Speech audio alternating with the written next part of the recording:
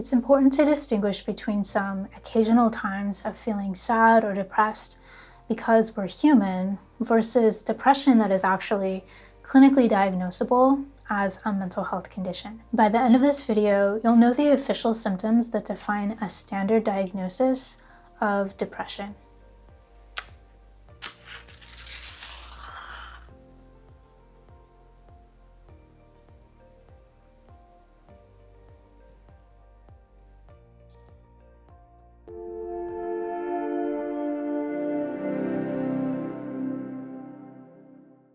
My name is Dr. Parke. I'm a psychologist for youth, and here at Through the Waters, we nurture your mental health.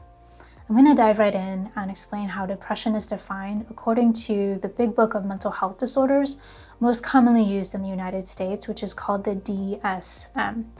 There are actually many different depressive disorders that are defined in this book, but the most common one that we would look at first if someone is feeling depressed is called Major Depressive Disorder. That's the official fancy way of saying clinical depression. There are 5 criteria that need to be met in order for someone to qualify for a diagnosis of major depressive disorder. So let's look at each of those, and I'll be explaining them one by one, and I'm going to say that they're criteria A through E. So let's start with A as an apple. A is that the person must have 5 or more of the following 9 symptoms, and these symptoms must have lasted for 2 weeks or more. So here are those 9 symptoms. Depressed mood, most of the day, nearly every day. This could be based on what the person notices about their own mood, or it could be based on what other people notice about them. In young people, this depressed mood can sometimes show up as irritability or anger. So if you're wondering if you're depressed and you've actually been feeling angry, that might be a sign here. Another symptom is diminished interest or pleasure in activities most of the day, nearly every day. Significant weight loss when not dieting, or weight gain. So for example, a change of more than 5% of body weight in a month, or a decrease or increase in appetite nearly every day. So in young people, this could also mean that someone hasn't gained the weight that we would expect them to gain by their age in order to be a healthy weight for their age. Another symptom would be insomnia or hypersomnia almost every day, so sleeping too little or sleeping too much, according to that person's baseline, right? So sleeping a lot more than they usually do, or sleeping a lot less than they usually do. Another symptom is being physically amped up, like agitated, or physically slowed down, like almost moving in slow motion, and it's noticeable by other people. Fatigue or loss of energy almost every day.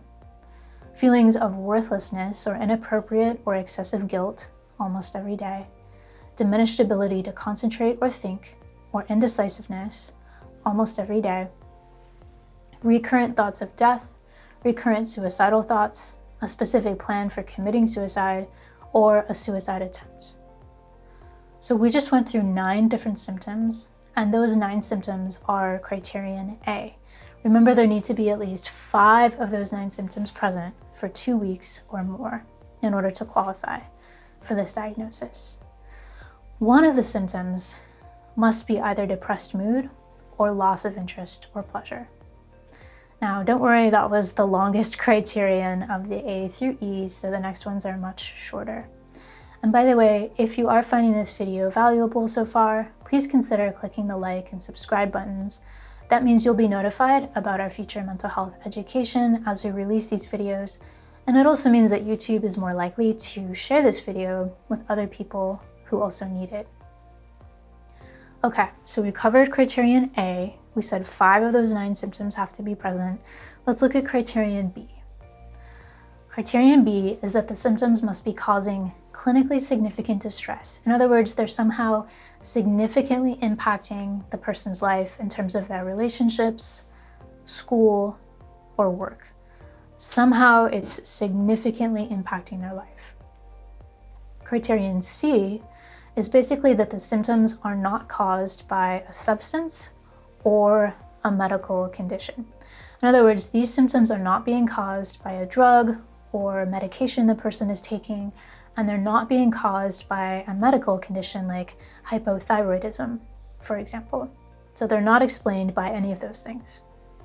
Criterion D is that the symptoms cannot be better explained by a different mental health condition like schizophrenia, a delusional disorder, autism, or a psychotic disorder. Basically, any other mental health condition really doesn't explain what's going on here. And those are, I know this is a lot of fancy therapist words and clinical jargon, but I'm trying to kind of close the gap here between how we officially define things and what you as the public might hear about.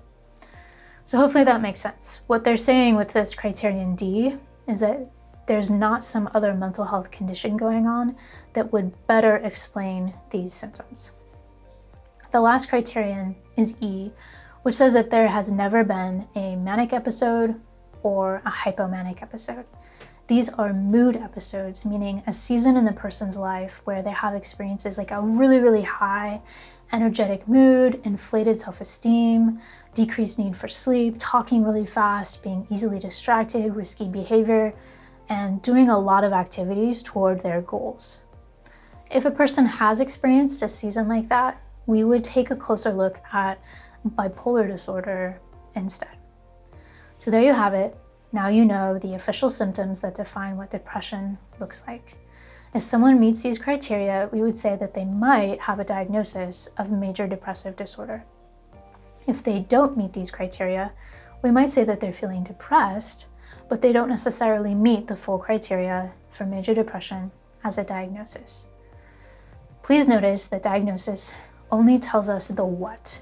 It only describes a collection of experiences. It doesn't tell us why depression is happening, what's causing it. So that's important to keep in mind.